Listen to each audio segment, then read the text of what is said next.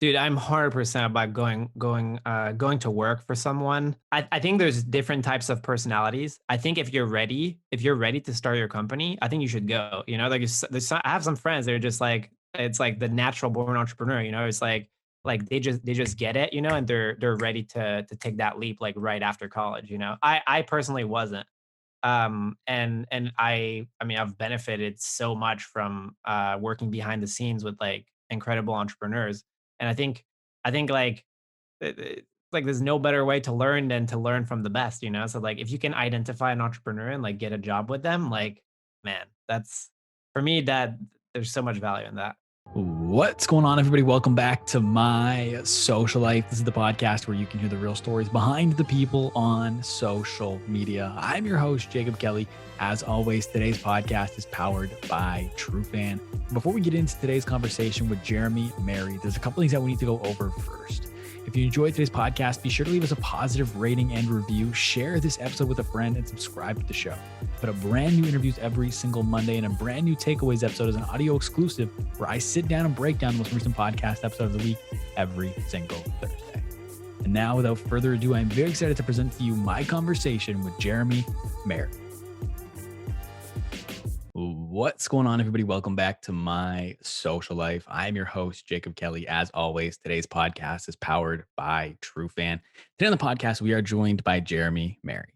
Jeremy is the former social media manager for Impact Theory and current producer for Noah Kagan's YouTube channel. And I'm very excited to have him here on the podcast today to talk about his journey. Jeremy, welcome to the podcast. Thank you, man. Thanks for having me. Dude, I'm excited to have you here. And where I want to start today, I want to go all the way back to the beginning. So talk to me, correct me if I'm wrong, but you grew up in France, right? Yeah. I grew up in a small wine growing village in the northeast of France, in a region called Alsace. I was like maybe I think it was like 1,000 people in the village. Like a couple of my friends. Fun fact: like a couple of my friends now are like wine growers. Like they have their own. They took over their parents' business and stuff. So like, and I've been here. I've been back here the last couple of months. So been reconnecting with them. It's been really interesting. But yeah, I grew up here. Um, been here. Like was like stayed in France until I was like 18. Then I went to study in Barcelona for a little bit, and then eventually like I dropped out there and moved to the Bay Area to work in tech. But yeah, And so but you have a French American citizenship, right? So is one of your parents American or something like that? yeah, my mom's American, which helps a lot with all the whole COVID stuff. Otherwise, I would not be here. And so did you spend any time in the US at all growing up, or was you entirely in Europe growing up as a kid? Yeah, so we would go like we tried to go every summer for like a month or two. And so I have some family there, like some aunts, cousins, grandpa. And yeah, so it was always a blast. I would go and just spend the whole summer there. And I mean, honestly, those trips are kind of what made me want to move to the US. I just had such a fond memory of it. And like I think it kind of like imprinted my mind with like positive emotions about the States. And that's eventually why I moved there. Yeah. And one other random question I'm curious. So when you went to school, it's a Franco-German school, right? Yeah. And so you said Northeast. So is that bordering Germany? Is that why it was Franco-German? Yeah, exactly. So we're about like 30 minutes from the border here. Okay. Interesting. Okay. I was curious because like I was looking at a map because I went to France many years ago. And so I was trying to figure out like I didn't know where you lived. And I was like, it's Franco-German. So I'm assuming it must be up in the northeast corner because that's close to Germany. But talk to me a little bit more about growing up. Like, what did you want to be as a kid? Did you want to be an entrepreneur? Like, what did that look like for you growing up in a small town? Like for me, I didn't fully understand entrepreneurship or like social media specifically.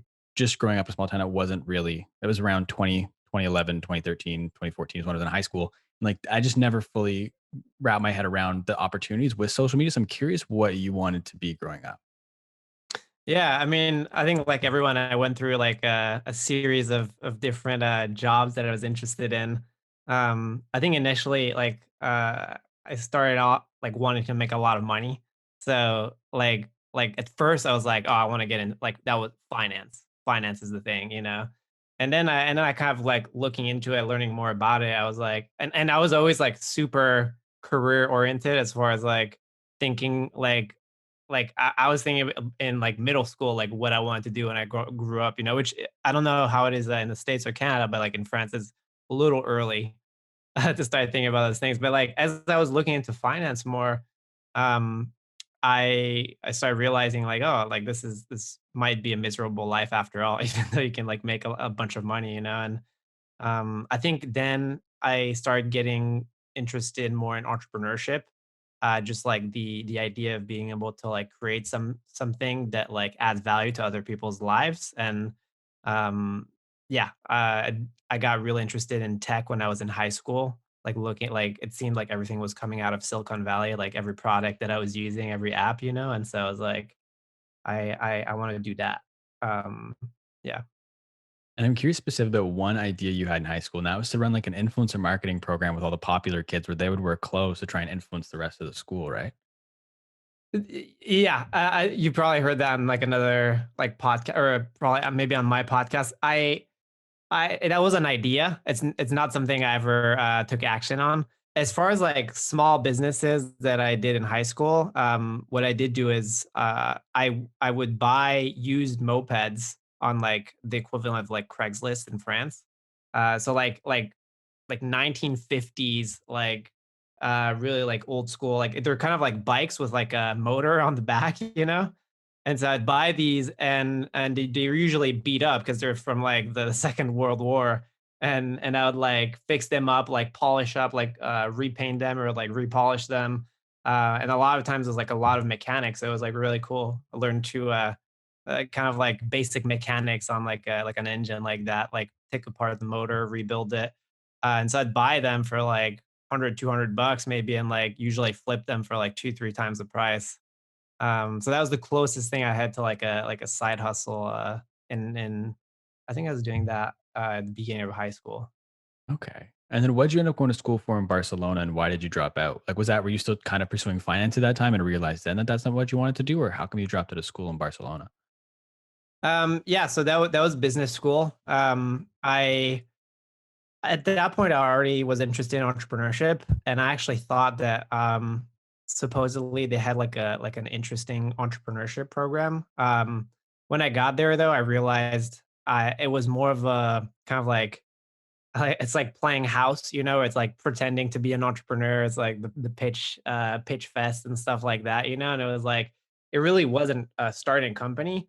And I mean, back then, I think I needed some hand holding as far as like starting a company, like I would have liked like a like really like accountability structure, like a an accelerator program or an incubator.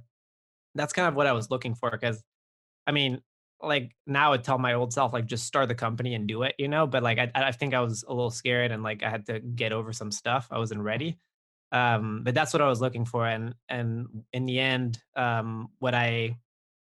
mean, what it turned out to be is what most business schools are like is, I mean, it prepares you kind of for like accounting, banking, like finance, And although the classes are kind of interesting, I had a hard time seeing how I could apply any of the stuff in the career paths that I was interested in. And so like I think the second semester I dropped out, came back to France. I At that point, I was like, "Yeah, I'm actually gonna go to Silicon Valley and like get a job to learn firsthand, like by doing instead of like learning this stuff like in textbooks." Um, so go ahead. I was gonna say, is that a scary thing to do? Because you were like 19 years old. Is you just like, do you have family in Silicon Valley? Like, is that where your mom's family is, or were you pretty much moving there all by yourself? Yeah, no, I didn't know anyone in Silicon Valley. My mom's family is on the East Coast.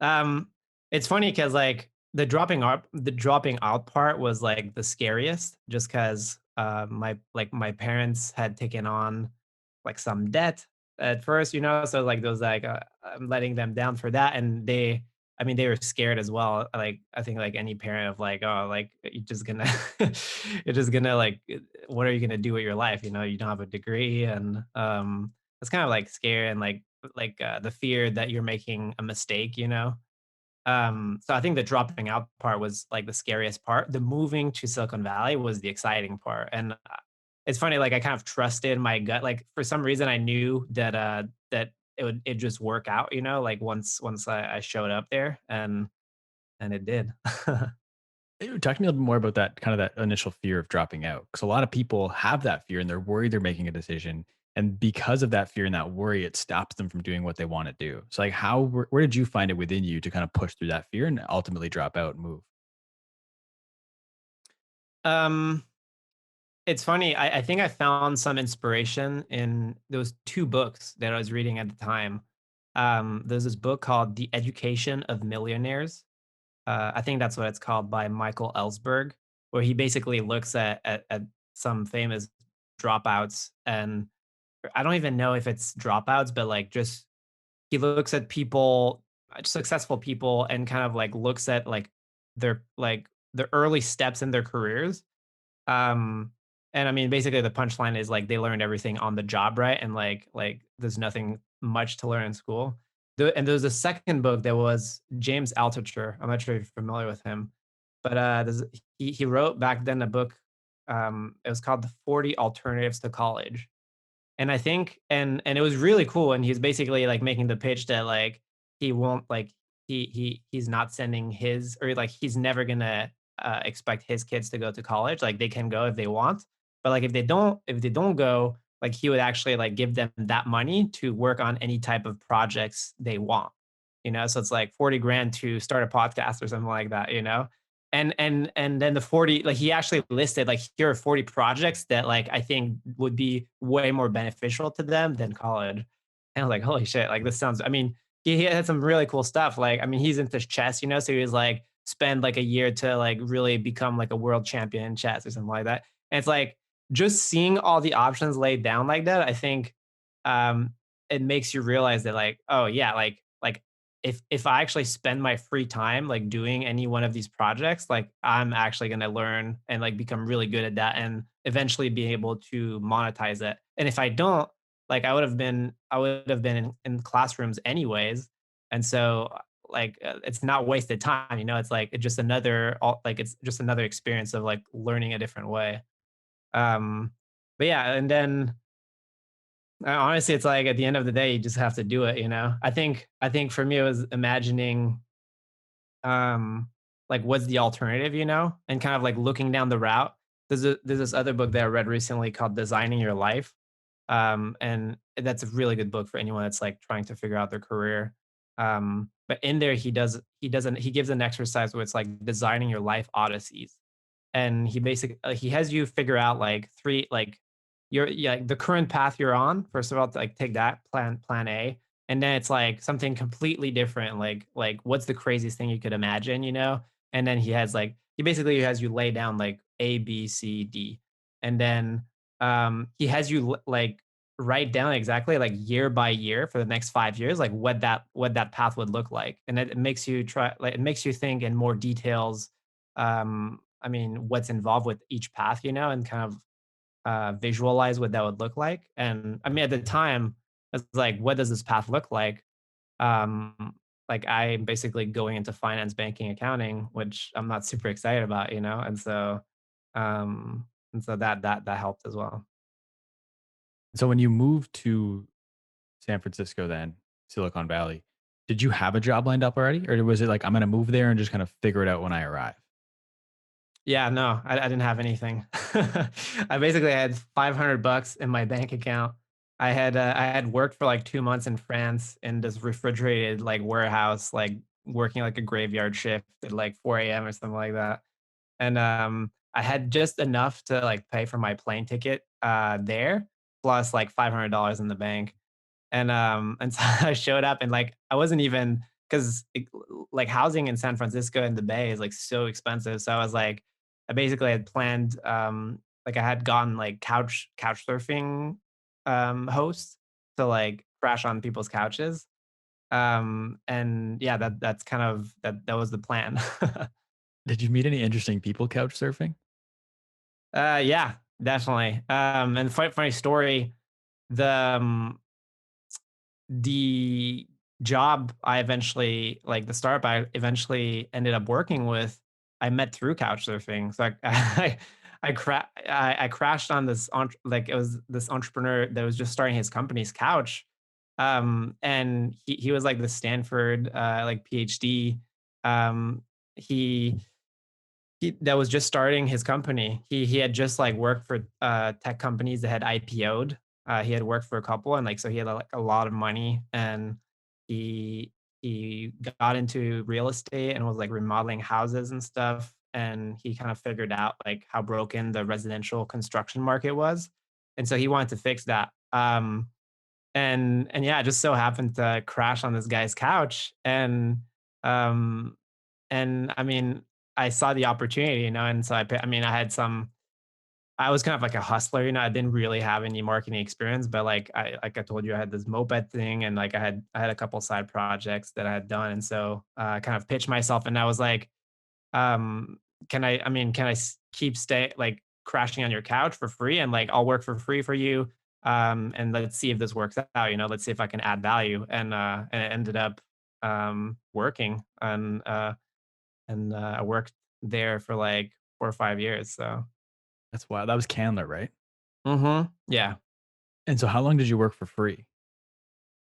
I worked for free for, I want to say, like a year. It was probably free for like 6 months, and then it was like really low pay for like a little more, and like the more I went, the more value I added, the more I was able to ask for as far as like salary. The thing was like I had free housing, which is like the most expensive thing.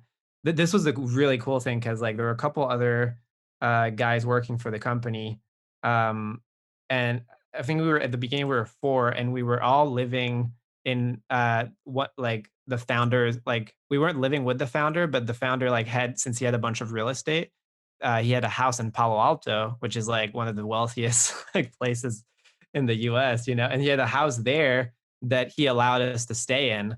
And so it was such a fun experience, man. It was like four young kids. We were all in our 20s, and all like working super hard. I mean, this was pretty much the office as well. We were like all working and just like just growing together, it was a heck of a lot of fun. It's like a frat house, but for entrepreneurship. Exactly, dude. It was that. That was it. We had a couple cool parties there as well. That's awesome. And so your role was product and marketing lead. What did that entail? Like obviously marketing, but what is the whole kind of scope of that position end up being? Yeah. So what it started off as is I was mainly doing marketing for like the first 2 years. So that was, I mean, so just I guess to backtrack a little bit, like the company is at the core, it's like a construction management company. It's like you can call it like a construction company, but we were adding like a layer of tech on top, to both help us to scale like nationwide as far as a company, and but also giving a tech interface to the consumer to make the whole construction experience like more fun and enjoyable. So we were tracking like costs. Like it was help them like with the communication with all like the subcontractors. It would help them to see all the timelines and stuff. But so me as the marketing person, definitely not marketing lead at the in the beginning. As the hustler, the unpaid hustler, I was basically getting leads, construction leads for the company. So basically construction projects, like small, anywhere from like a small like kitchen remodel to like a new home construction. So the projects range from like 50 to like $200,000. Um, and that was like Google AdWords, Facebook ads, a lot of the like construction, like remodeling marketplaces. Um, yeah. And then online presence and like referral systems and stuff. So, as yeah, that's what I was doing in the beginning. Yeah, I actually went on your LinkedIn and you brought in over 50 plus sales at an average order of $100,000, so over $5 million coming into the company. But my question with that is, with such a high average order value, how does that impact the way you're doing Facebook marketing, Google AdWords? Because like if you're selling a regular D2C product, you just basically run all these ads to figure out which one has the lowest acquisition cost, and then you can just scale that up. But with such a large order value, it's got to be a much more complicated and different process. and you're not going to get as many conversions as a D2C company selling like a water bottle or something like that. So how does that kind of impact you, especially as an early stage marketer who's has to likely do a much longer sales funnel process than if you were doing Facebook ads for just a consumer product? Yeah, yeah. To be honest, like at the time, like I wasn't super well versed. Like I was learning this on the go, right? I had no experience. And so um uh as far like we didn't develop like an in-depth funnel as far as like an email drip sequence or anything, you know? Like the way I was doing it at the time was is it's kind of like a shame to to share this, but like we were doing stuff like I think at the time there were some wildfires, for example. So like what I did is I worked with a writer. I worked with a writer who was like versed in construction and kind of drafted like a solution for people whose house had burned down, like in the North Bay. To it's basically a resource for them to fix their house, to get help and like fix the burn damage. And then I'd basically target those ads to people whose house had burned down or those regions, you know, and like they would see the ad, and then it was like a simple it was a simple like request for an appointment, and then we had sent like a salesperson there. And then yeah, so we did not. The answer is we did not have like a complex funnel like that. What are some of the biggest things and like through the you said you're there like 4 or 5 years. What are some of the biggest things you learned just working at Candler?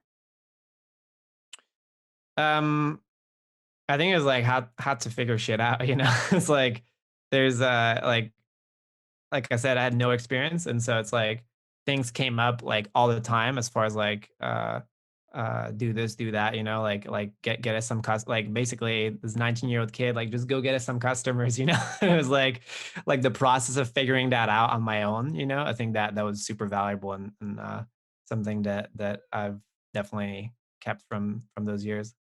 Looking back on it, because you said how when you first went to school in Barcelona, you said you needed some hand holding. Like it would be better to just start your company. But do you think like advice for, and I'm asking because I spoke with someone who sold his company to Eventbrite, and he was saying how it's almost better in the beginning to not start your own company and to go work for a startup like you did because you're going to learn so much so fast with the air cover working for someone else's startup than starting your own. So do you think if you were looking back on it, would you still have gone and worked for Candler to kind of learn everything with someone else's company before starting your own, or would you have just dove in straight into starting your own company? Dude, I'm 100% about going to work for someone. Like that's my big thing, and we can talk about like my new podcast later, but um I think there's different types of personalities. I think if you're ready to start your company, I think you should go. You know, like I have some friends that are just like it's like the natural born entrepreneur. You know, it's like they just get it. You know, and they're ready to take that leap like right after college. You know, I personally wasn't. And I mean I've benefited so much from working behind the scenes with like incredible entrepreneurs, and I think like there's no better way to learn than to learn from the best, you know? So like if you can identify an entrepreneur and like get a job with them, like man, that's for me that there's so much value in that. Where does that self awareness come from? Because I feel like right now, especially in today's society, entrepreneurship is put on such a pedestal. So for a lot of people, they just gravitate towards entrepreneurship as their first option because that's what's kind of hot right now. But where did you have the self awareness to deploy and realize for you, especially at that time, it would be better go and work for someone than starting your own thing? I think it's more fear. Like I didn't have the balls to start my own thing right away, you know? And I didn't really although it's like easy, I didn't know where to start, you know? I think yeah, I mean I think there's different types of businesses, you know, like I think it's easy. Like I think anyone can start a business and make money, you know, but then it's like are you working on something that you're excited, you know? That's a different question. And so I didn't have that like idea of like what I wanted to work on, you know? I didn't have like a particular skill to monetize. Um and so yeah, like if some people get it, you know, like some people have that already, and if you do, like I 100%, I, like anything, you're gonna learn more about like how to build a company if you actually build it than going to learn from someone. But I think like going to learn from someone else is like the best alternative. Mhm. And this whole time you're working at Candler, you're still going to school. You go to Anza, eventually transfer into UC Berkeley. Why was school still something that you felt like you had to do while working at the startup? Um, I think it's like a backup plan, kind of. Like I still in my mind I didn't know if maybe I want to work for Facebook or Google, like a bigger tech company, or even like a really fast growing like venture back company. I think degrees still matter for some of those companies. I don't think Google looks at like resumes or like college degrees, but like I think a lot of companies still do, and so it's like an insurance policy. And yeah, and I think the community college route, where I was like able to like take evening classes while working during the day at the startup, that was ideal for me because I mean I'm kind of ADD, so it's like allowed me like I couldn't sit still in my college classes in Barcelona because like that's all I was doing, and I didn't have like I was just urging to like get some practical experience, and I think that the combo was really meant for me. It was great. So what did your schedule look like? Was it literally like work all day, school all night, and just repeat that over and over again? Pretty much, yeah. Yeah, so I woke up pretty early, would start work probably around like 8, and then I'll work. And I mean I was lucky that the job, I mean, they were pretty flexible as far as like work hours, and like allowing me to go work, like leave work like pretty early compared to other people, and then I could work remote from campus and stuff when I had like free hours in the evening. But yeah, so like around 5 usually I would leave, and it was like rush hour traffic. Like the office was in Palo Alto, and the school, if you know the Bay Area, Cupertino was like normally like 20 minutes like when there's no traffic, but it's like 1 hour, 90 minutes, like if there is traffic. And so in order to get to my classes on time, I'd have to like take I don't know if you see what the HOV lane is. Like like this in California, you have like a sideline for like electric vehicles, or basically for Teslas, But like if you have like I had like a Honda Accord, you're not supposed to take those things, or you get like a huge fine. So I would I'd put Waze on to like track like the police and stuff, and I had like a cop radar and stuff. It was reckless. I don't recommend it, but like it was the only way for me to get to classes on time, and those were fun years, man. Did you avoid a fine or did you ever have to pay one? I never got to pay one though. That's impressive. Thank God. Yeah.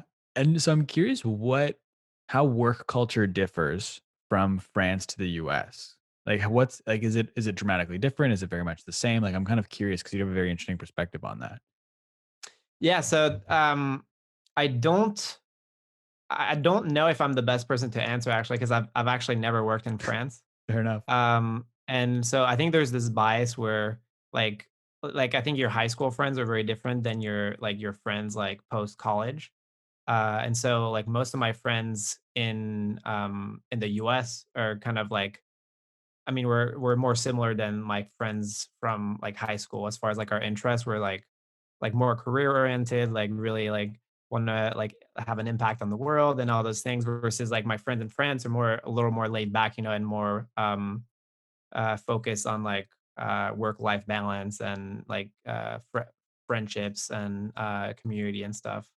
And so but I'm sure that like in France, like in big cities and stuff, like I mean, you can find the same people. You can find your tribe anywhere, So it's hard. I don't know. Like from the friends I have in France, it does seem like it's more focused on work life balance. But like I said, like I think if you go to big cities and stuff, and like there's probably the similar people everywhere.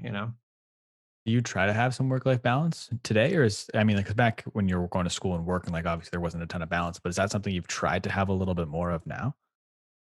Yeah, yeah, yeah. We can go into that a little more after, but um, I think like I was working for Impact Theory for 2 years, and like one of the reasons I left was kind of to have a little more time outside of work to work on personal projects. And so and so that's one of the reasons I went to work for Noah, because like I actually follow like Tom Bilyeu's advice, which is like, find the person who's living your ideal life and go work for them. And go for work for them and like figure out if that's for you, you know? And at first that was Tom. It was like the aggressive, like huge vision, you know, like build like his vision is like build the next Disney, you know? Mhm. Like his 50-year plan is like build the next Disney. Um, and that's like super like when you read biography and stuff, you read like Steve Jobs or whatnot, like those like as a kid, you're like, dude, that's what I want, you know? But what was really fascinating of like working with Tom is seeing like the price that that actually takes, you know? Um, and what I realized is that like I haven't found that thing yet where it's like I'm willing to sacrifice like everything like for that goal. And so versus like Noah has done like really big things with his company. Like he's built like a $30 million a year like business, you know. But he's also has like one of like the the most beautiful like group of friends like who are also all building their stuff, you know, and like he like flies airplanes and he like takes a trip like every month, you know, with his friends and like rents like Airbnbs across the country, you know, and so he kind of had that life that I was a little more of a balance, but like still really creating like really cool shit. Um and so yeah, that's kind of what I aspire to now. It's kind of like the new path, you know? Interesting. So I kind of do want to walk through your time with Tom and Noah. So when did Tom first come across your radar? Yeah, so, when I was studying at Berkeley, at UC Berkeley, I went to a business conference in Oakland, which was called HustleCon, which I don't know if you know the newsletter, The Hustle. They're like this big newsletter now, but like back before they ever sent their first newsletter, they were actually throwing conferences. Um, and so I went to one of those conferences, and Tom was speaking there. Um, and and if you ever heard Tom speak, like he's like hands down like one of the best public speakers out there. He's so good. Like he can get like an entire room just to like to an emotional level of like wanting to like transform their life in like every way possible. It's like it's a skill that he has. Um, but I remember listening to his story and being so inspired by it because his narrative is basically that he was like a regular guy, you know, just like a regular guy who I mean he was struggling with obesity and stuff and like had a bunch of I mean issues he had to get over but like he has the typical like hero's kind of like hero's journey story, you know, where he like he stumbles and stumbles and like gets hit in the face so many times, but like through hard work and like just like dedication and like able to get to the point where he builds like $1 billion company, you know, and like now is building impact theory and his narrative was so fascinating to me. And that day as well, he was also talking about how he did something similar of like going to work for his mentors. Where I mean, he basically wanted to start a company.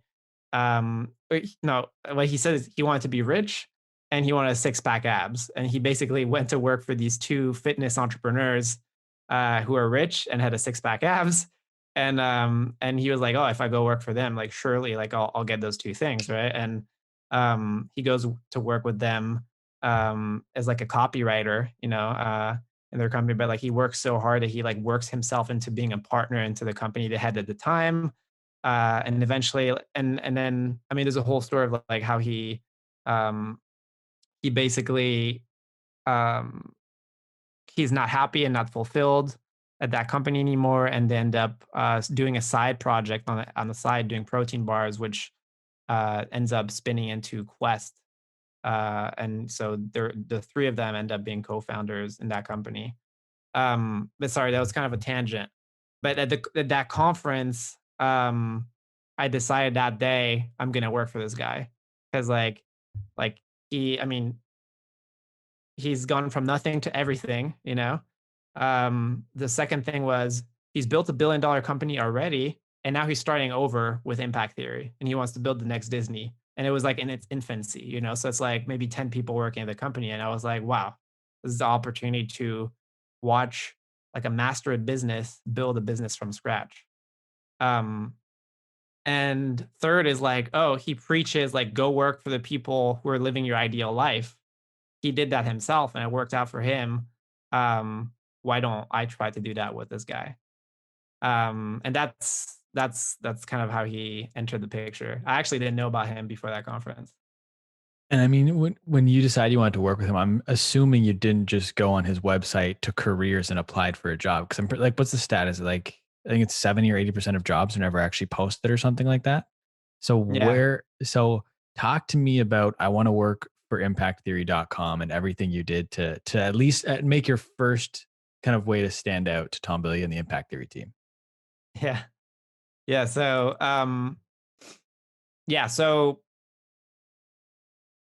you need to stand out. That's something that I understood back then, where I was like, if uh if I just send a DM, he's probably getting like hundreds of DMs. You know, if I send a resume, he's probably getting hundreds of resumes. Like, what's a creative way that I can reach out to kind of get his attention and also show that I can add value? And so the first idea I had was kind of ridiculous, and I'm like embarrassed to share it. But like I was like, why don't I was in Berkeley at the time, and their office was in LA, and I was like, and Tom is like all about like just um like hard work and just like what's the most you can do, you know? It's like don't ask what the least is you can do, ask what's the most, you know? And like so I was like, how can I get his attention in like an some kind of like epic challenge? And I was like, maybe I could like bike from like NorCal to SoCal, like from Berkeley to LA and like kind of like stream the whole thing, you know, and like kind of document it. Um, and get his attention that way, you know? And so I did a little test with like my road bike. Like I had never really ridden much like long distance. And so one Sunday afternoon I go and like I I go for like a 4-hour bike ride. And I think like that entire week I couldn't walk. So I was like, all right, this might not be the greatest idea, you know? So the plan B was make this website. I want to work for impacttheory.com. Um, I'm gonna check the domain was available and basically create a pitch. Like the entire website would be a pitch for myself and like every possible way I thought I could add value. So the homepage was like a video of me where I was like pitching myself and like pitching like why this was the best, like why this was the best fit, you know, kind of like my a little bit about my background and my skill set and like the opportunities I saw that to help. And then the rest of the website was kind of like detailing that out. I create like some assets, like some social media assets, like some clips, some quote cards. I'd create like some lead magnets that I thought that they could use on YouTube. I created like alternative titles that I thought could get like a better click through rate on YouTube. So just like a bunch of ways to help. And then I blasted that to like everyone at the company pretty much. The funny thing is that I sent it to everyone like via DM, like LinkedIn and stuff, and I ended up getting a response from like the general inbox, which was surprising to me. But yeah, it worked because like the guy that responded was like, hey, like everyone at the company saw your website and like everyone's super impressed. Tom as well. He wants you to fly in for an interview, you know? And I was like, yeah, like just tell me the day, you know? And I think it was like 2 days later, they invited me I flew out for an interview. It was like on a Thursday. I think I had like a marketing class in the afternoon. And I was like, all right, let's go. And showed up. It was pretty surreal because I mean their office, like the office is basically Tom and Lisa's like house. Like it's like a $5 million mansion in Bel Air. And so like they gave me the address, but I didn't really know. And I pull up with the Uber. It's like this humongous house, and like the front door is like 3 times like my height. And and I knock, and Tom answers the door and his dog is like barking in the background. It was all surreal. And I walk in and like there's like the 10 or so employees that are working there at the time all around the table. And basically Tom just does the interview there on the spot, you know, just like it's kind of casual, you know, but like there's so much pressure with everyone being around. It's just like grilling me. Just he's funny as far as interview style. Like he loves to just just fire questions at you, you know, and like try to like figure out your life purpose and all that stuff, you know, and um but yeah, the interview went pretty well. I felt so like um even though I was like nervous and stuff, I thought I communicated like my enthusiasm and like everything I could bring to the company. And Tom was like, "Yeah, like on my end, it's a green light. Like I really like it. Like your hustle. Think you could really be a good fit." And this was for an internship, by the way, like unpaid internship. Um, and then I come back and I what was happening at the time is that the marketing director was on his way out. He was leaving the company, and he was the one that was managing the internship program. Um, and so what happened is like the communication just died off because like he left um and and basically they didn't have an internship program anymore. I didn't really know this because they basically told me we'll be unable to offer you an internship at the time. So I was like, oh my god, it's like my only chance of like this is like the only job I want, you know. And it's like it's over. But I kept in touch and I had met like a couple people, like other interns there when I'd flown in, and like I kind of reached out over like Instagram DM and stuff, and I was like trying to keep the connection, you know. So I was like, "There's a way." Like I was like I'm not gonna give up, you know. Like if I keep applying and I keep like trying to get in, like eventually it will work out. And and yeah, so I kept in touch like for an entire year, just like trying to like continuously like trying to add value, you know, and like trying to like basically sending more assets, like trying to figure out like what they needed the most help with and like trying to fill that gap. And eventually this other guy that still works there, Will, at the company, um, he hopped on a call with me and was like, yo, like I think we may have an internship position open for business development. Are you interested? And I was like, heck yeah. Um, and and yeah, I think that I mean, basically, then I fly in for that. We were doing Skype interviews, and I got the internship. Um, and funny thing there is like I was applying to all the jobs. So there's like at the same time there's like a social media coordinator job, which I applied for. I went all the way up to like an interview with Lisa, who's like Tom's wife, the co-founder. And that same day, I also had an interview for the internship. and so and so she was like, "Oh, like sorry, like you don't have enough experience, basically. But I think you may be a good fit for the other internship position." I was like, "Oh, actually, I have an interview for that in just a little bit," and end up working out. I got the internship and yeah. There's a couple things I want to kind of unpack from that. The first one being with the website, you said you kind of had it was all based on providing value at different points. How did you figure out what areas you should be providing value in? Like, did you go through and analyze all their socials and their website and stuff to figure that out? Or like, how did you figure out what kind of value to provide in your first website? Yeah, so exactly what you said. I basically like consumed everything they had out, which was like a lot, since it's a media company. So just watching all of their YouTube videos and like all of like the social media posts and like all the blog posts and just basically reading everything available online about the company. Which for some companies it might be more or less, but I think also from that marketing background I had from before, like there was like I think I had that eye of I mean for social, like what like how can you improve this, you know, like from an SEO perspective, how could we improve this, you know? So I had sort of like a skill set already around that, but then it's like it really is like digging into all their stuff and like just like keeping your eyes open for an opportunity. So like make just something better. Like every company has like an area where they can improve in, you know, so just like figure what that is. And then with the interview, what was like the weirdest question you got asked or like the hardest question that to answer? That's a good question. It was a while back, so um I think like if I have to boil like I don't remember the specific questions, but if I have to boil it down, like what he was trying to figure out was how do your goals align with the company's goals?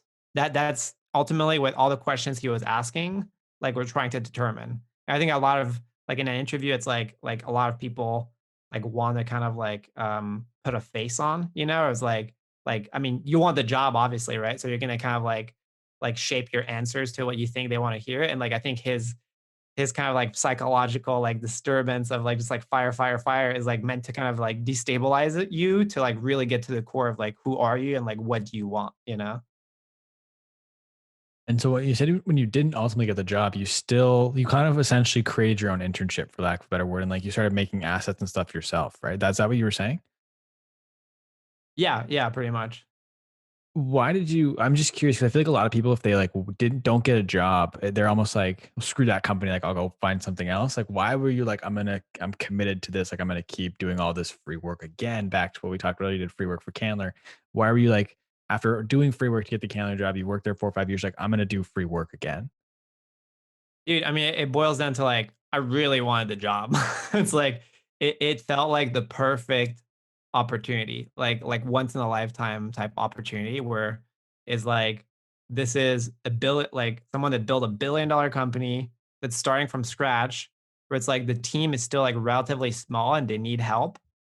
And I have the skills, I believe I have the skill sets that can help them like towards their mission, you know? And then the other thing is was just like the company is just so perfect beyond just that opportunity. Like like I had always been into like if you ask me my interest is like reading like nonfiction, like self-help type books, like listening to podcasts or like watching YouTube videos, you know? Um, and so it's like all of my interests like combined in like one place, you know? It just like there was no other job that I was that excited about at the time, and so it's like it felt worth it, you know. Like at the end, like the free work, like I would have been willing to do it for free, you know, like for as long as I was still excited about it, and as long as I could like survive, you know. At first, I was considering like moving to LA with my car and like sleeping in my car for a while because I was like, yeah, like as long as I can like have a shelter in my car, you know, and like I have like I had maybe like a couple $1,000 in the bank to like continue to pay for food, you know. I was like, yeah, I'll this is an amazing opportunity. I'm super excited about it. I love the work, you know. It's like I'll just like I'm gonna learn so much, and so the free work is so worth it. Like if the job is that exciting. I'm so glad you said that at the end, like, because a lot of people say do free work, do free work, do free work, but it's like do free work if the value exchange is worth it. Because like you're not getting paid in money, you're getting paid like the value comes in another form. So it's like strategic free work. Like if you're a designer, or photographer doing free work for like a local shop where you're giving them a bunch of value and getting nothing in return, that unless you need the portfolio pieces, of course, but like it's doing free work with intention, which you were willing to do because this is the opportunity you wanted. So I think it's important that you said that like if it's the job you want, do the free work. And what are so like even amongst like so with that, because you what year was this when you were applying? Was this around 2017, 2018? So I actually so I want to work for Impact Theory website. I think I sent that probably in 2017, which was my junior year of college. And then I got the job like late 2018. Yeah. What are like because I'm assuming now, even since the time you applied, I'm sure there's so many more people who are trying to find these creative ways to stand out, even with free work. It's like what are some of the best ways either you've seen or heard of people doing interesting things to stand out to these entrepreneurs? I have two examples with Tom specifically, which are kind of cool. One is one day, and this is like a cool one, but like borderline creepy. So like I don't know if this is the best way to get a job, but like this one dude like sent us a tire. Um, I have to find that picture. Because I forget there was like a very fun pun on it. Like he basically wrote a message on it where it was like it was something with like when the rubber meets the road or something like that. But like it was all like it makes sense. But he basically sent a tire to Tom, like a physical object to his address. Um, and that was pretty wild just because it's like I mean it's like a physical object. It's different than like like he gets a thousand DMs, you know, but like getting something physical is like it's pretty I think it stands out. I think the best one was like this marketing agency who wanted to work with us for Impact Theory University. they sent they basically sent like it's kind of like an iPad. It's a card, but it's like a cheap iPad in there. And like when you open it, it's kind of like those birthday cards where it like plays music. But here it basically started playing a video as you opened it of the guy like saying like, "Hey Tom and team," and like pitching basically some value to Tom of like what he could do for free. And then it was like, just DM me or like call me at this number. Um, and I mean that was super creative. Yeah. But, like, from my podcast, like, I've heard a couple more stories, um, I just recently interviewed, like, Amanda, McWright, who's the social media manager for Jesse Itzler. And the way she, like, for example, the way she applied is she first of all, she was taking Jesse's course. So I think that's a big thing, buy and, like, be part of the communities of, like, whatever that entrepreneur, like, whatever they're selling, that's the minimum the minimum you can do, if you wanna get in the door.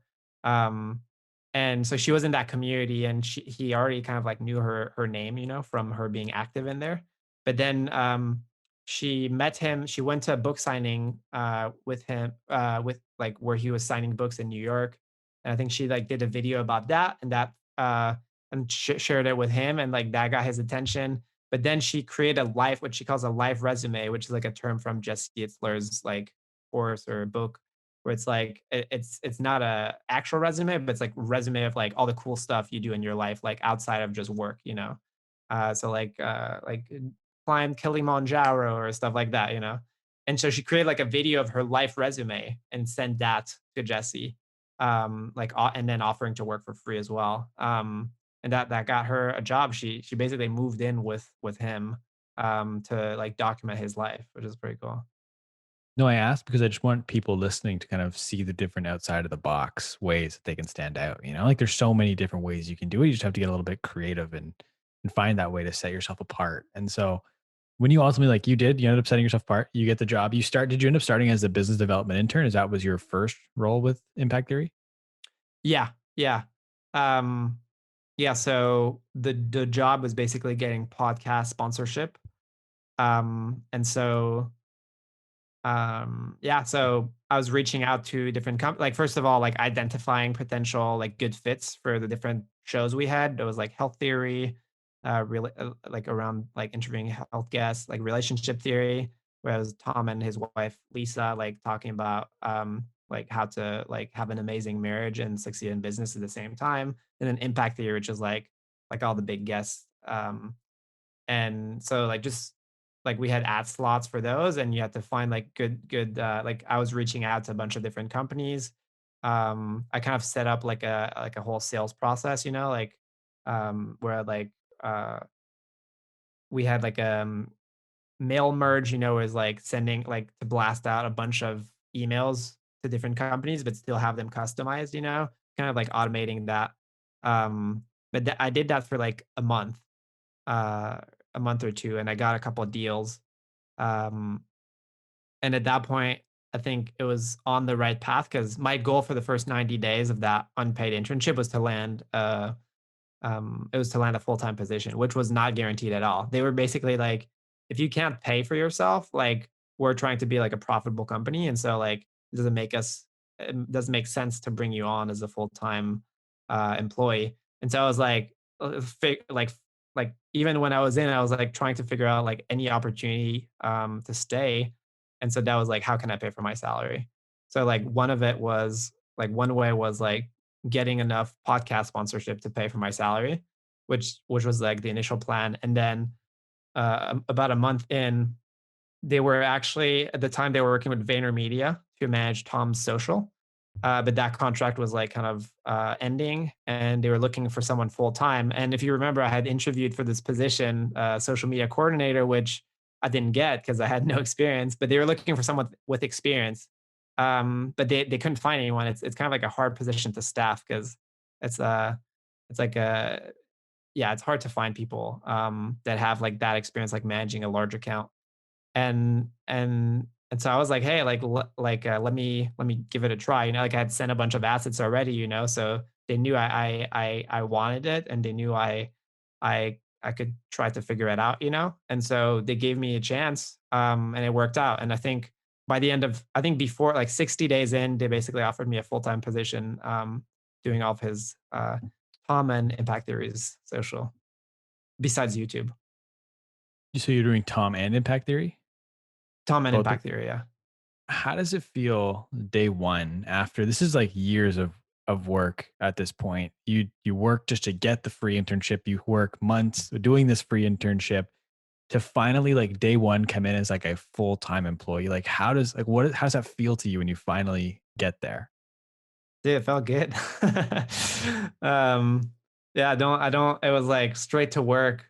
Um, but yeah, it felt amazing. It felt amazing. I don't really know what else to say, but it felt great. And so what did day to day look like managing both the Impact Theory and Tom socials? Um, Day to day. So let's see, how can I break it down? Um, there was like content creation, obviously. Then there was breaking down the analytics. Um, so like looking at what we had posted, seeing what performed best, like doing more of that, you know, kind of like looking at the insights. And then at the time, similar to when I was at Kanler, I had no experience doing social. So I was figuring it out. So there's a large part of kind of like reverse engineering with the most successful accounts. At the time, we were like mostly focused on Instagram because that's where we were getting the most growth from. But so I was like looking at like big accounts like Andy Frisella or other big successful like Instagram influencers like in our niche, what they were doing and trying to figure out like what can I learn from this person. But as far as the content creation, I mean, there's a lot that goes into it. But like it's like break like finding clips, you know, so like going through like the latest like keynote that Tom has done and like breaking that down into like things that are really clippable and that I think would do well. Working with the editors to like put those clips together, right? Like edit them, like finding the right title for that clip, like sourcing a bunch of quote cards from like some of Tom's transcripts, you know, or um, I think towards the beginning, like Tom was really hands on as far as captions as well. So it's like like working with him, like to put together the captions or get the captions from him. And then it's like we were doing two posts a day on Tom's account, so like scheduling those on all of his different like Facebook, LinkedIn, Instagram, Twitter, and towards the end like TikTok. Um, but so it's like, yeah, if you have more specific questions, happy to answer it. But it's like there was like a lot. Yeah, and so what was posting volume like? Like I've met and interviewed a bunch of people that work for Team Gary. So I'm curious like one, like what the volume was like and how how you kind of handled all of that volume. Because you said it was still a pretty small team at the time. Like Team Gary and I'm pretty sure was like 30 people. And you said all of Impact Theory when you started was around 10. So like what was the volume like and how did you keep up with that volume? Yeah. So for social media, it was just me as far as managing the pages. We did, and then we had like I was working with like an editor, in house who was also working on other stuff. Um, but but I guess you want to know kind of like what the team looked like overall, not just for social, right? Well, no, just from a social perspective, like what was the volume? Like what was your I'll reframe it. What was your like posting schedule like? Like were you trying to post like three times a day or was it once a day, different times on different platforms? Like what was the schedule like? Yeah, so it was twice a day. We had like one like a morning post around like between like 7 and 8 a.m. And then we had like an afternoon post around 3 p.m. For most of, and we tested a bunch of different times as well. And because it was just me, we were mostly, like I said, focused on Instagram. And then what I did is I basically took the assets that we like optimized for Instagram and repurposed those on the other platforms, kind of in like the best format for those platforms. So like at the time, like on LinkedIn and Twitter, for example, like text only worked pretty well. We had figured out, and so I would take like the caption from Tom from like something that might have had a picture or video, and I would just use the text, and I would like probably edit it a little bit just so it made sense like as a standalone. Um, Facebook and Instagram was like usually like kind of like the same stuff, and then um, later when when TikTok came along, that was like a whole other strategy to figure out. And was there like a review process in place? Like did like you said, Tom was pretty hands on, especially with captions in the beginning. But like, what did the review process eventually about turn into? Like, was did you have to send all the content in advance to Tom, or how did that work? No, I actually had like free range on the content itself. Um, as far as like the captions. So basically the review as far as the captions, what happened is I would create the assets and I would text them to him. It's funny because like he's so busy, so I was like always like chasing him for like to get like captions, you know. And so like it was very simple. Just we would text like iMessage, and I'd send him like the numbers. Like I'd have like 10 posts that I needed caption for, and I'd say like one and send the asset, two send the asset, three send the asset, and he would text back. He would just text back like one with the caption, you know, and like that's how it worked. And it's funny because like we tried a bunch of different ways, but like we had him like fill it in a spreadsheet and stuff. But like at the end of the day, since he's so busy, like the texting just worked well because like he could have been in an Uber or like waiting in a line somewhere, and he just like whipped out his phone and like he could write caption, you know. So like I think that's so funny because you think like, especially with someone like Tom, be like this big fancy process to get it reviewed and everything, but it's literally just texting. I think that's so funny. And with those clips specifically that you're sending to him, you said you're kind of evaluating, you're watching his keynotes and stuff like that. What were you looking for? What made a good clip that you're like, that's a moment, and then you get that cut into a clip? yeah, it's a good question. It's funny because like you kind of develop a sense, like a third sense about those things, where it's kind of like an emotional thing. And I think that honestly, I think having ADD like really helps like with that third sense because like as soon as you're watching something, like I can feel like when my attention is dropping, you know. But like I also feel like whenever something is like so freaking engaging, like I just know I'm like cut in my mind. I'm like cut, you know, like this is a clip right here, and yeah, I don't know. There's something about like I there's like a and maybe it's not just me, you know. It's like I'm sure like anyone can do that, but it's like I think also as you put out more and more stuff out, um, you start to you start to understand like what's gonna work and or not, or like what your audience really resonates with, you know. So I think you build it with experience. But yeah. And what were some of those things that over time you started to notice always did well? Was it always a clip from Impact Theory? Was it always those pictures of Tom holding the whiteboard with the stuff written on? And like, what over time did you start to realize was always some of the stuff that performed well with his audience? Yeah, so you hit it right on the needle. The whiteboard thing is something that we tried out like in the beginning, and it just worked. Like I think they call it like UGC, like user generated content. I don't know if that's actually not the right word, but um like stuff that feels authentic, like comparing that to like a quote card, where it's just like Photoshop, it just resonates so much more on Instagram because it feels real. So it feels more real, authentic. You know, it feels like Tom like wrote the whiteboard just like a lesson that day for the audience. You know, and uh and we just tested. I mean, we were testing different stuff out all the time, right? And but like when that hit, like it just like got like double the engagement that a no regular post would get. And we're like, whoa, something's there. We tried it again and it kept working. And so we just like that ended up being like one of our pillar kind of like piece like pillar formats just because it worked so well. And we were like, keep doing this until it stops working, you know?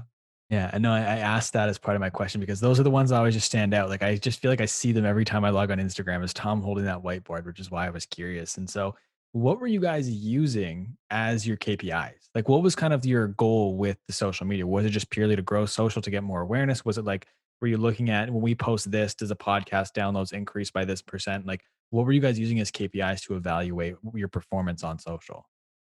Yeah, it was growth. It's funny, like, Tom was, like, all about just, like, we need to grow as fast as possible, you know? Um, and so growth, like, follower growth was number 1, but, like, kind of like the metric, like, the trackable metric for that, that I found had the highest like, the biggest influence on growth were, um, like, the engagement rate was, like, the biggest one as far as, like the algorithm, like, starting to push out your content. And then it was just like metrics around like how many, like a big strategy we used to grow the account was like collaborations with other accounts and paid shout outs as well with like pages that made sense for the audience. So just like metrics around that. And in terms of follower growth, like when Tom started, he had around 260,000 followers when you started with them, right? I think it was around 350,000. Yeah. 350. I mean, but even so, like today, we fast forward, that's 1.7 million now, which is just insane growth over that period. What are some of those things that worked best to grow? I've heard you say somewhere that like paying for shout outs on other pages was something you guys noticed worked really, really well. What else kind of helped Tom grow his page? Yeah, honestly, I mean, it's pretty like it's funny. The answer for like how to grow social is always like pretty boring, but it's like consistent, really good content, um, and that your audience like really resonates with, like within a certain like you can't just be all over the place. I think those it's not a bad strategy to kind of be like just authentic and show every part of your life, but like I think if you're really trying to grow, it's like give the audience what they want, which for Tom was like motivational advice and uh yeah. Um but then like you said, like shout outs as well. Like collaborations with other pages. I mean that was those two were really the bread and butter of how we grew the account to I think when I left it was at like 1.5 million. What about like when he'd have guests on the show on Impact Theory and they would post a clip? Would you see a lot of traction and a lot of crossover from that? Not really. It's like they were kind of like drops in the bucket. Um Yeah, I mean, I we still did it. We did it regularly, obviously. So we shared the clips.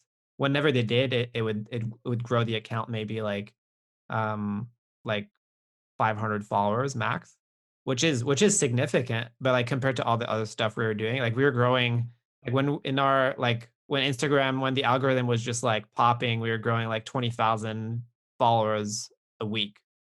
Oh, Yeah, it was crazy. no, I asked because when I started my podcast, like way back, I was like, this is genius. I'm just going to interview people with big followings. They're going to post about my show and like their big audience is going to come to my podcast and it's going to explode in no time, which is obviously super naive when I started it. But so I was just curious if you scale that up from a podcast far bigger than mine, what that looks like when a guest posts about the show. What are some other things that you guys tried that you thought for sure was going to grow it that didn't work? Um a good question. I think there's traps to fall into as far as like artificial growth, where it's like growing just to grow, but like um non-quality followers. So like in the beginning, like I was managing this account, IT Comics, Mm. as well, which was like Impact Theory has like a comic division as well. That I mean, creating the IP to eventually turn into movies. And so Tom really wanted to grow that account fast, and he was like setting really aggressive goals. And we were like, one of his big things is like no bullshit, like what would take, um, like really engineering, like if you want to grow this fast, like what do we have to do, And for that, what we did was we created a page where we would repost other people's art in the comic industry to build kind of like one of those like aggregation pages. Um, Around comics, and then the goal was to uh like plug our comic like from time to time, but like mostly repost other people's art, but like growing a community around that.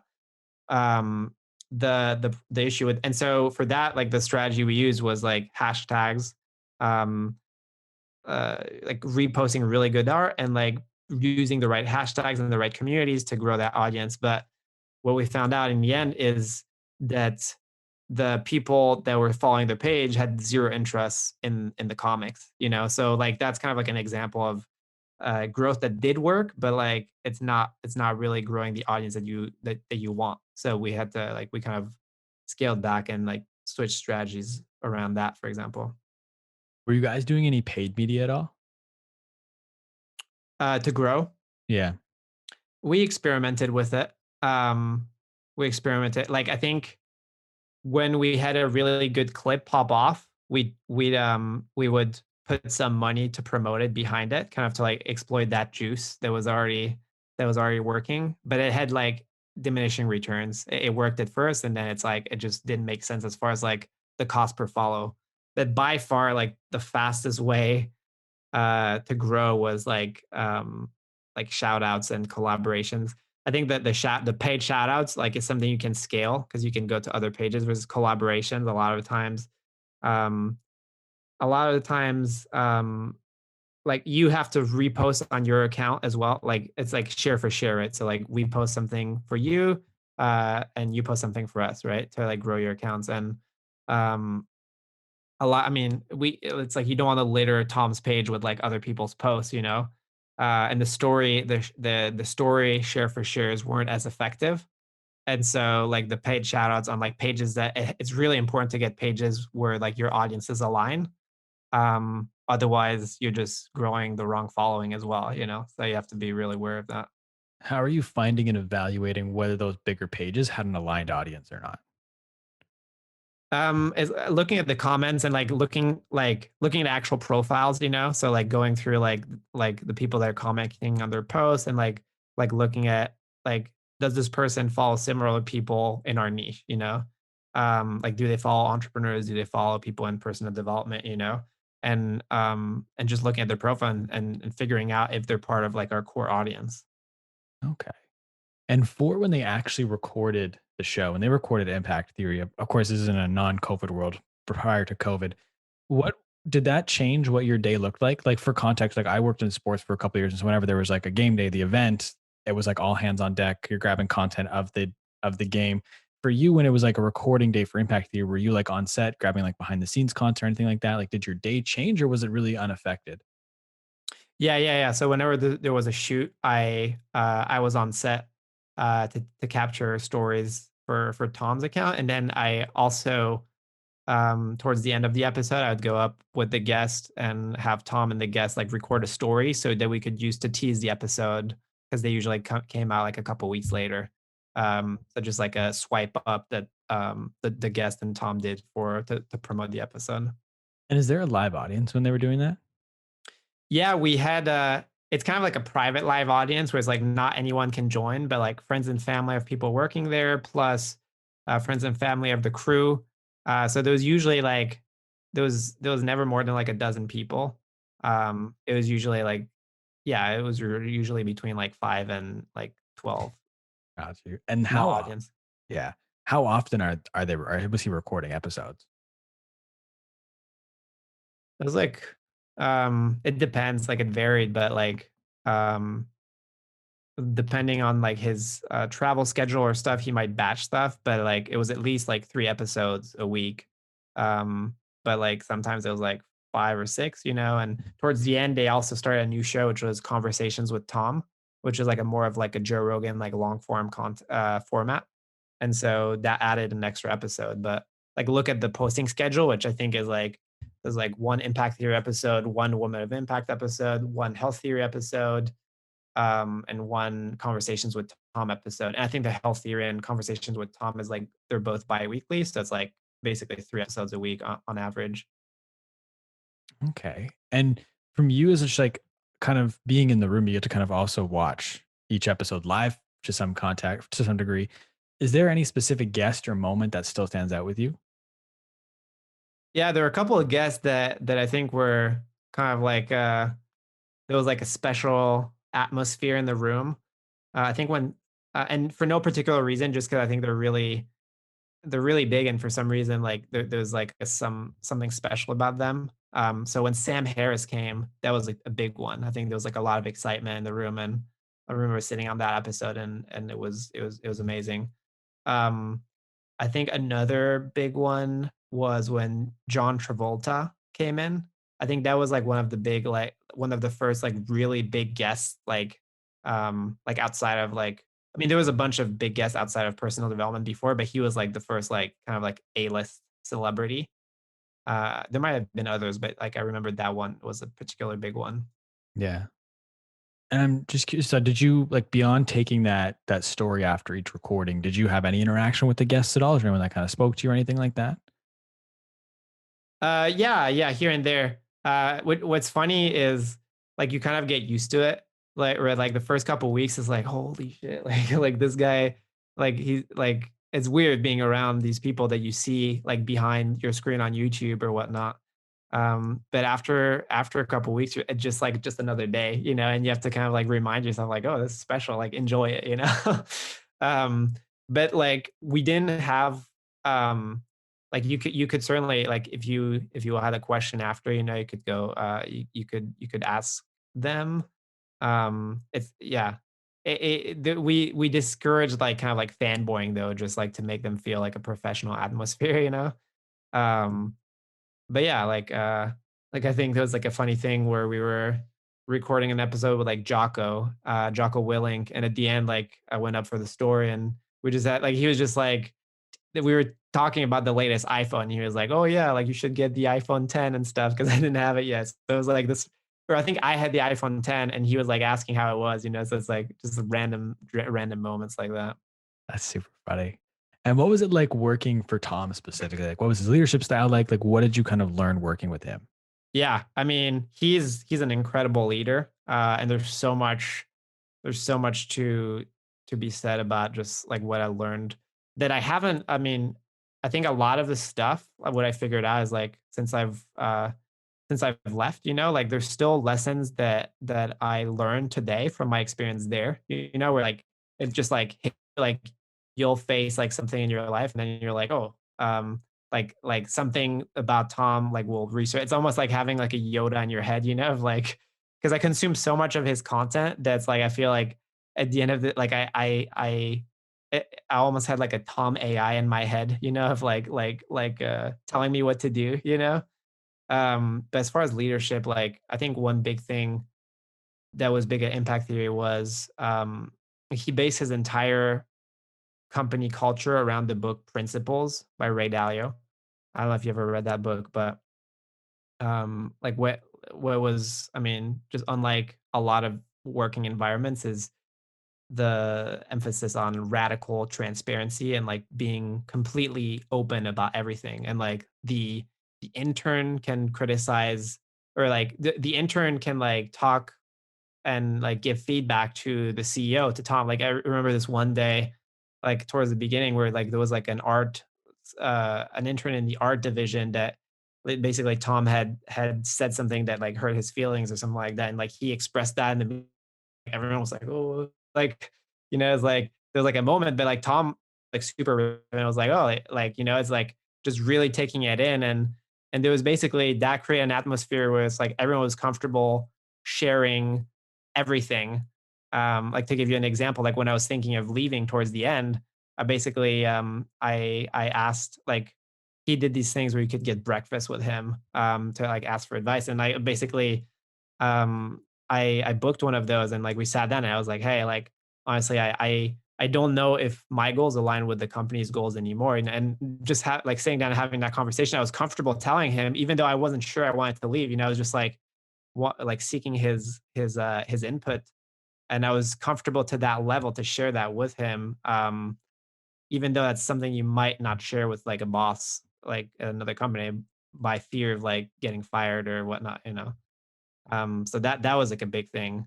Um, and just like the meritocracy of like the intern can be a leader in whatever endeavor they undertake. You just have to put in the work, and like come with good ideas. And Was it hard for you to come to that realization that your goals weren't aligned with the company's anymore? Like, if we like rewind back to when you were trying to get the job, like you thought this was the job, this is everything you wanted, and then a couple years down the line, you realize not this isn't what you want anymore. Was that like a hard realization for you to come to? yeah, yeah, for sure. Um, I think yeah, you work so hard for something, and then it's like it feels like you think it's the perfect thing, and then it just doesn't make sense anymore. And like yeah, I think I probably like I could have left like a couple months earlier, but like I needed a couple months to like wrestle with that decision and figure it out. Kind of a two-pronged question. What did Tom say when you ended up telling him that? And how long after that breakfast meeting did you all finally make the decision that you were going to leave? Yeah, it was maybe like a month or two after. I don't remember exactly. But yeah, I mean he was happy for me. He was like, yeah, like he's he's 100% like his motto is like I said, like if your goals don't align with the company, like the min like, I think there's this he drafted this company culture document, which is freaking epic. I probably can't share it just because it's like internal, but like one of the lines in there is just like the minute your goals don't align with the company's goals anymore, like it's your duty to exit the company, you know? Or not, but not in a it's like the duty for like and we will we will keep you on as long as needed for you to like find the perfect job, you know? But it's um we just like it doesn't make sense for you to stay as far as just like selfishly, you know? And I think that was very clear. And like it's funny, like a lot of people there, like there's this guy that I interviewed on my podcast, David, who's the art director. Like he constantly like openly just talking with Tom about like I'm not sure if this is like aligned with my goals and stuff, and like they're just having those conversations all the time, you know, like very openly. And yeah, I think that that was something special about the culture because ultimately it's like it leads to the best outcome, which is like having people that are really excited to work at your company, you know. And so how did you go from working with Tom to working with Noah? Like, did Tom make the intro or anything like that? Or how did that opportunity come up?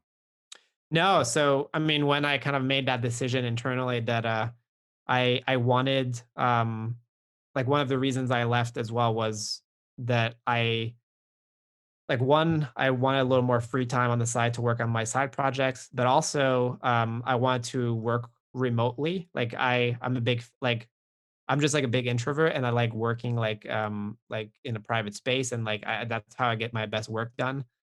So I really enjoyed working from home, but also I wanted to travel more and kind of like see more of the states and also come back to France from time to time, you know. And um, this was around when COVID hit, so it was funny because we didn't really know how long it would last.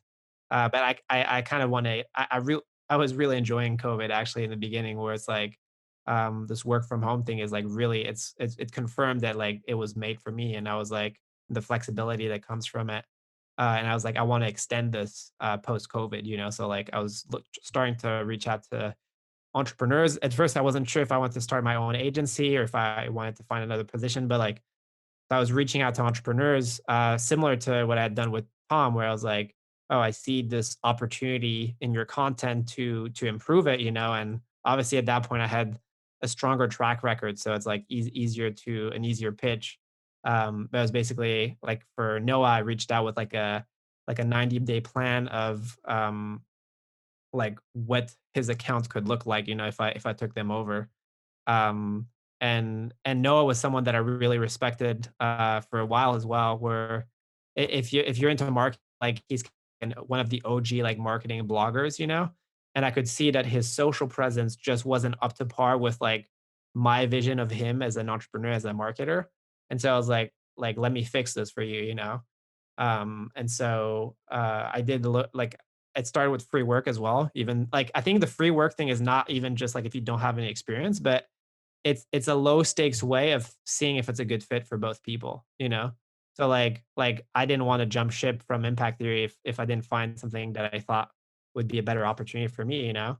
And so this allowed me to kind of test it on the side, you know? I was still like doing my regular full-time job at impact theory and then nights and weekends I was helping Noah with his stuff and that allows him to see that's a good fit for him. It was like, oh, I can actually add value and on the other end, it allows me to see like, oh, this is actually a good fit. There's a lot of growth and learning for me here, and this is an exciting opportunity, you know. And so you ultimately you're producer for his YouTube channel now. What does that look like? And how'd you end up trying to work with him on a social front, end up getting the producer position? Yeah, yeah. So obviously, I reached out like trying to help with what my skill set what was at the time, which was like Instagram growth, you know, and other platforms, but not YouTube. But so I was like, yeah, I can help you with this. And Noah's big on like following one big goal and like just focusing on that. Um, and so I started doing that on the side. And it's funny when I started, he was like, okay, um, we're actually going to be doing YouTube as the big goal. And around that time he was starting to post stuff. But and that's another lesson that we can talk about later from Noah, is just like he gets started. It's like get started on something, no matter how shitty it is, just put it out there and then like build that momentum, just like keep going. And so like during COVID, like when COVID first started to hit, he was just recording stuff on his iPhone and like really random stuff, and then just like uploading it, or on like Zoom calls and uploading it to YouTube. Um, but around like once I joined, it was like, oh, now we have kind of like the manpower to like turn this stuff into like a legit channel. Um, and let's just go all in. And I think we set the goal for like, I think he was at 50,000 when I joined, and we set the goal for like 100,000 by the end of the year. And we hit that. Um, and now this year the goal is 250,000 by the end of the year. So what does a producer do? Like, what does that look like as a job? Yeah, it's kind of back to that hustler, like do it all position from Kanler. But um, the role of the producer is basically it's putting the content out there. So like all the steps involved in that, like first of all, it's like looking at the type of content that's working on the channel, brainstorming a bunch of ideas, of like video ideas, which is like so important for YouTube, like the idea behind the video itself. So figuring out like what the audience wants to hear, like what we think would do well, like cool concepts for videos. Then it's writing the script. So like so writing a script around that, like writing a hook, and we kind of do like a bullet point approach script, and then we have like a review process with Noah, um, like figuring out like the title, working with the designer to like put together like a really catchy thumbnail.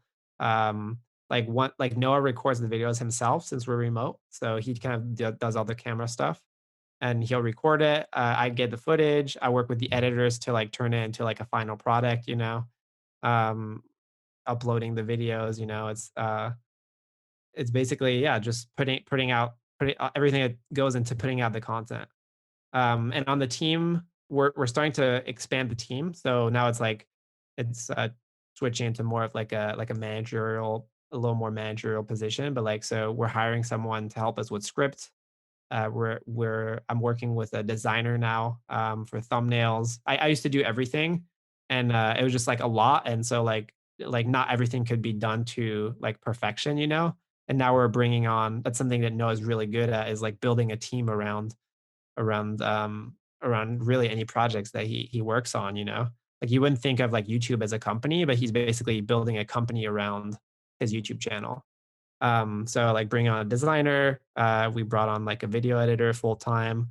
Um, and then before I was even there, there's my colleague Mitchell, who used to help him. He initially helped him with his podcast, and he's kind of like the channel manager, as far as like he does all the growth stuff where he like reaches out for collaborations, and he kind of helps us get organized as well. He's like the like operations guy. Okay. And besides doing videos about Mr. Beast, what have you noticed works really well for Noah? I like that question. Obviously, like the on our channel, like money breakdowns have worked really well. And it's kind of, yeah, it's something that everyone wants to know, like how does X person make their money. And like we had this series.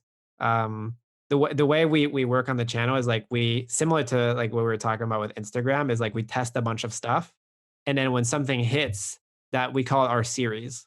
um, so similar to like how Hollywood works, like they're testing a bunch of pilots, like seeing what resonates. And like when something hits, they turn it into a series, and like they make like 10 seasons out of it. That's kind of similar on the channel, where like we tried a bunch of stuff. And like one of the things that really worked well is like how, like behind the scenes of big YouTubers and how they make their money. It's kind of breaking down the business of big YouTubers, which is funny you mentioned like Mr. Beast. Like he's kind of like a big one that like for some reason people are really interested in him. So we've done a couple of videos about him. But uh yeah, so that's the big series that's worked really, really well for us. And I mean, right now we're in a phase where we're trying to, like, we've done a lot of them, and we're kind of a little, we feel like the audience is a little tired of them, and we're not as excited about making them. So we're trying to find that what that next series is for us. So we're trying to do a little more crazier videos, like kind of like the Mr. Beast style, it's like last week we gave away a company. So we basically like I don't know if you know Flippa, but it's like a website where you can buy businesses. We basically went on there, like identified like 3 business owners that are trying to sell their business. We brought them on to office hours, like a live thing, and like we kind of had them pitch the business. And Noah bought one of them, which was like a diamond business. So random. It's like a executiveice.com it was called. And then we give that away to a subscriber. Like we had a bunch of people apply and we wanted to identify like someone who it would really benefit. And we turned that into like a whole video, and we're trying to do more of those and trying to find a format around that that works. um but yeah, so we're kind of in that experimental phase right now. And so far, what have you noticed makes a really good thumbnail and title? Because those are like, if they don't catch the person's eye and they click on the video, what do you have inside the video doesn't matter. Yeah, yeah. For title, it's kind of like an art, you know? The I mean, it's similar to when I was putting together clips. It's kind of like you have to come up with a bunch. Like every video we come up with like 20 titles, or even more. And then a lot of the times like we'll have like a couple favorite ones, and what we do is we test them with our audience in a poll. So, like on YouTube community, you can do a poll even on Instagram stories, and we'll ask the audience like which like we have a video about X coming out like next week. Which of these titles will you click on? And then like we let the audience tell us. Um, and a lot of the times it's similar. It's like big dollars, a big dollar amount in the title. That's something that universally it just works well. It's like you look at Mr. Beast, like I gave away X million dollars, blah blah. It's like for our videos the same thing. Like how uh, how MKBHD makes like $5 million a year on YouTube. Like those just like people want to know. There's something about money, man. It's like it just works for thumbnails. Um, for thumbnails, you want to keep it simple. Like the more the what's the simplest way you can convey an idea? So like what's the simplest way you can convey like what's happening in the video? It's simple, but also like you want to keep like for example, faces do really well in the thumbnail. Like you want to make like a face as big as possible. Yeah, I mean, the thumbnail, like we spend so much time on the thumbnails. I like that's one of the big learnings we learned over like the last year is like CT like click through rate is like one of the most important things on YouTube, right? And that's why we spend the money to like hire like a part-time designer to help us. And we like for each video we put together like I mean we spend like 2 hours putting like just brainstorming, maybe more like 2 to 3, 4 hours brainstorming concepts, like coming up with a bunch of different designs. And it's really like the work you put in is kind of like you can't just like automatize that stuff. I know you haven't been there too long yet. It's probably 6 months now, I think. Yeah, yeah, or I think, yeah, a little over 6 months, yeah. How's it been working for Noah? It's been great, man. It's exactly what I was looking for, as far as, like, the flexibility, working remote. We have an awesome team, where I mean, we have meetings, we have meetings with Noah, like, once a week. We have, like, meetings with my colleague Mitchell and now our new colleagues, like, our new colleague Jonathan, like, uh, twice a week outside. And so in between that, like I'm in France right now. Um, like obviously there's a time difference. Like when I go to bed, they start working, and like when I start working, they go to bed.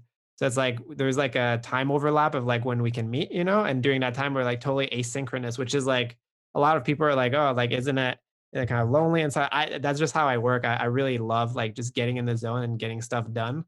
um, and it's exactly what I wanted. And I'm able to work from France. Next month, I'm gonna be like I rented an Airbnb in Hawaii with a colleague, and we're gonna be working from there. And then throughout the year, I'm gonna be kind of like hopping from city to city, like uh, LA, like San Francisco, Portland, Austin. So it's exactly what I wanted, and the work is freaking fun, man. It's there's so much to learn on YouTube. It's a fun platform.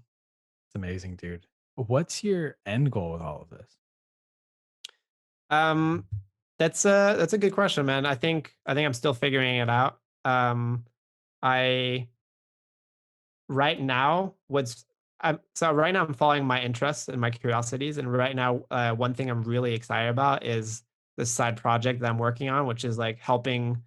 Um, Obviously, I'm excited about my work as well, but I think it all ties into each other. But it's like helping other people land a job with someone they look up to, and like kind of sharing different stories of people that have done that, and sharing that like how feasible it is and like how attainable it is for anyone really, and how transformational that can be to your career.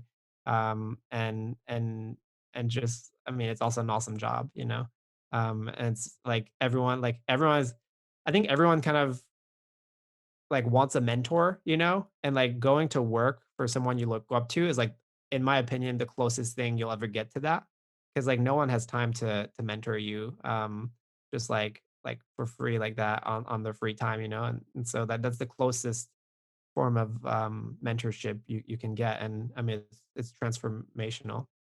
And so ultimately, that was the impetus for why you started your podcast, right? Yeah, yeah, yeah. So it's, I guess the podcast is kind of an experiment towards that to see if that. I mean, I'm excited about that mission. I don't know. Maybe it's not something people are interested in. So it's kind of like an experiment to test the concept and see if people resonate. And so like if anyone is listening to this and interested in getting a mentor, like please, like the thing with podcasts, which I don't like, which you can get with YouTube, is like the audience interaction. So like in the Mhm. comments, like you can kind of get that feedback. On podcasts, the only problem is like you if yeah, I get downloads, you know, I know people are listening, but like I haven't gotten anyone reach out. So if you're listening and you're interested, I want to help you. You can DM me on Instagram at Jeremy John Mary and just ask me any questions you want. I want to help you guys. So That's something I was surprised. Like there was, despite working in social media, there was not a ton about you online. Like I did so much Googling and I couldn't find anything. Like, is that by design? How have you gone about doing that? yeah, man. I mean, I'm a like very private person. As far as just originally, like it's funny, before working for Tom, I you can just see on my accounts like there's I didn't post anything on social media. I didn't spend much time on it, um, which is kind of ironic, given that that's kind of like my career now. But yeah, I've thought about it a lot, and it's funny because like Tom's point of view on this is like very different from like Gary Vee's point of view on this, which I think kind of um inspired like just me not really building a personal brand much. Where Tom's philosophy is like get really really really really really freaking good at something. I think we actually made a post on this, where it was like how to become an influencer. It was one of those whiteboard posts, and like number one is like put the phone down and shut the fuck up. Number two is get really, really, really, really, really good at something, and then number three is when you're really, really, really, really, really good at something, pick the phone back up and share what you learned. You know, but more and more, I'm seeing kind of the value of like Gary Vee's philosophy, which is kind of like document the journey, because there's people that are maybe like 2 years behind you as far as like career, um, in their careers, for example, and they might benefit from what you have to share right now about like what you went through over the last 2 years. So um, I think there's yeah, I mean there's a lot of value there as well, and um, yeah, so I think right now I think it helps to have a mission where it's like to have like a purpose for doing the social media, you know, versus just like building a personal brand in general. Um, and so I think the with Backstage Career, the podcast, it's gonna kind of motivate me to put more stuff out there, because there's a general mission behind it versus just sharing what I'm up to, you know. And did Backstage Careers used to be Career Lab? Yeah, yeah. So it's funny. So Career Lab was a project that I started in college, where I was this was when I was trying to figure out what I wanted to do with my career, and so I was doing informational interviews. Like I was doing them in tech as well, so I was like interviewed like a product manager, like at Uber and at Facebook. You know, I was just interviewing people that were in careers that were interesting to me, and then I just put it on YouTube.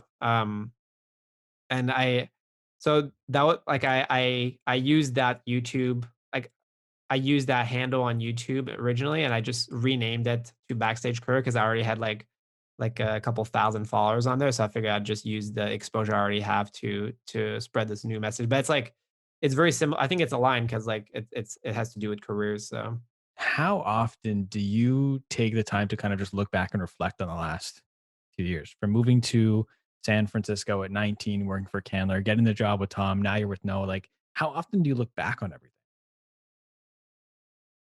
um not I don't really look back, I would say. I'm always like focused on the future. I think uh I do journaling from time to time, but more to figure out like the problems or the challenges I'm facing like right now. But I don't do a good job of looking back and appreciating what happened. Mhm. Fair enough. I'm always just curious to see. Everyone's answer is always a little different on that one, so I'm always curious. But before I let you go, I'm going to ask you the same standard set of questions I ask everyone at the end of every interview. We can kind of do a little rapid fire if you want to. Some people say they're not rapid fire questions, so maybe not, but we'll see how it goes. First one, what is some of the best advice you've ever gotten? I'm gonna sound like a broken record, but I'd say like go work for your mentor or like go work for the people you look up to or the people that are living your ideal life. Another I think another thing, one big thing I got from Tom is that you can really achieve anything you set your mind to, and it sounds kind of cliche, but I think the interesting flip side of that coin is if you're willing to pay the price, you know. So it's kind of like his big thing is like no bullshit. What would it take? So you can do anything you set your mind to.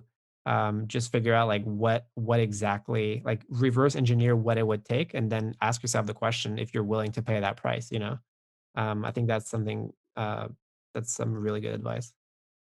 What is one thing about you people wouldn't expect? Um, I've recently gotten into reading fiction. I think that's kind of like a random What thing.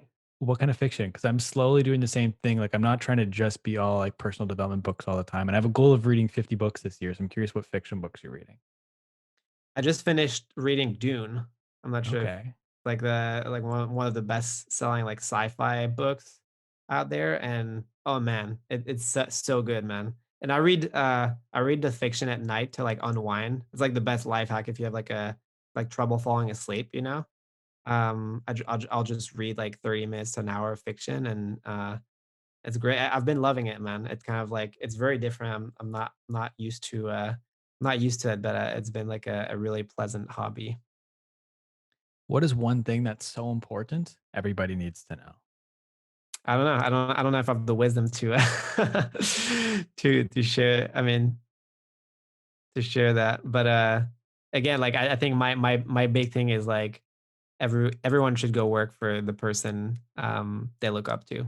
That would be what I would like. That's one of the most beneficial things I've done personally that I think people can benefit from. Awesome. I love that, dude. But I want to thank you so much for taking the time to be on this podcast. I want to give you the floor. Where can the people find you? Plug anything and everything you got right now. Yeah, so check out the podcast backstagecareers.com. That's Backstage Careers plural. And you can follow me on Instagram at Jeremy John Mary. It's Jeremy with a Y, Mary with a Y. And please don't hesitate to shoot me a DM and I'll respond. Awesome, man. Well, I thank you once again for taking time to be on the podcast. And I want to thank everybody for listening, whether you've listened the entire way through or you only listen to bits and pieces. I really appreciate you taking time to check this out. Everyone, do me a big favor. Go and listen to Backstage Careers. Go and follow Jeremy on Instagram. I'll make sure everything's linked in the show notes down below so you can find it. If you'd like to follow me, you can find me everywhere on social media at the Jacob Kelly. Feel free to come and say hello. My DMs are always open. As always, today's podcast is powered by TruFan. Thank you once again for listening, everybody. We'll talk soon.